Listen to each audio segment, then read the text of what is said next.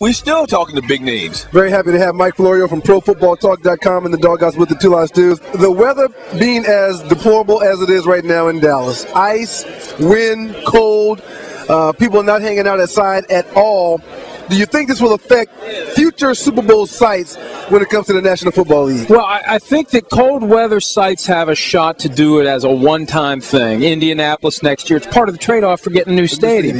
Indianapolis gets one. Detroit has had two of them, one with each stadium. Minnesota had one. New York's going to have one. But I think that to the extent Dallas wants to get involved in the rotation, and it's not the weather so much as it's the response to the weather. You know, the strategy for dealing with the ice out here is wait till it melts. And that fits into the budget very nicely, wait till it melts, but it's not real good if your hotel's 4 blocks away and it takes 20 minutes to get there. And I just don't get the sense that the people in Dallas really care.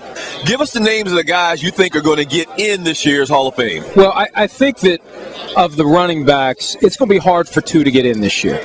And I think Marshall Faulk probably has the best shot because he's got that MVP award, and he was very dynamic receiver and runner. And when you think of the greatest show on turf, he and Kurt Warner are the 2 names you think of. And then the question becomes, some of these guys who don't have the big names, what the voters try to do is find one of these guys that is getting overlooked and try to get them in, like a Cortez Kennedy or a Chris Dolman. Like Randall McDaniel 2 years ago, he got in. Let's find a guy who we're missing and let's get him in. Has there been some progress when it comes to the CBA coming up in a matter of weeks? Well, guys, they're talking, but I don't know if they're making any progress. They're saying the same things they were saying last year. And the core of this, I think, is the revenue sharing among the owners. There's some real disparity between teams like the Cowboys and the Redskins and teams like the Bengals and the Cardinals at the other end.